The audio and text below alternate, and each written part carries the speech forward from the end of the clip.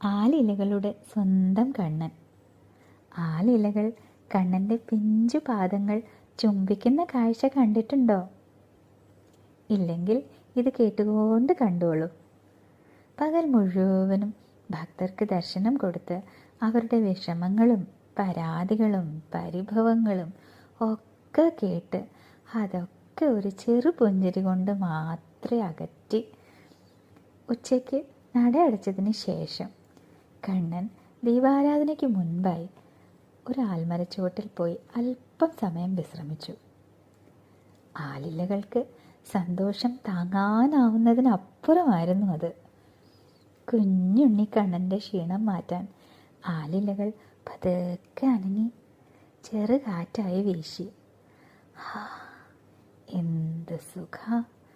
ആ ആൽമരത്തിൻ്റെ ചുവട്ടിൽ കണ്ണൻ്റെ മുരളി ഒരു വശത്തും വെച്ച് കണ്ണൻ ആ ആൽമരച്ചുവട്ടിൽ വിശ്രമിക്കുന്ന കാഴ്ച കാണാൻ തന്നെ എന്ത് ഭംഗിയാ!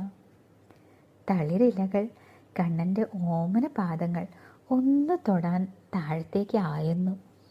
ആ കുഞ്ഞു പാദങ്ങൾ ഒന്ന് ചുംബിക്കാൻ കൊതിക്കുന്നു. ആ ആൽമരത്തിൻ്റെ ചുവട്ടിൽ കണ്ണൻ്റെ വിശ്രമം പോലെ തന്നെ നമ്മുടെ മനസ്സും ഒരു നിമിഷം ശാന്തമായി നിൽക്കട്ടെ. ചെറിയ പാദങ്ങളെ ചുംബിക്കുന്ന ഇലകൾ പോലെ നമ്മുടെ ചിന്തകളും ഭക്തിയിൽ ലയിച്ചു പോകട്ടെ.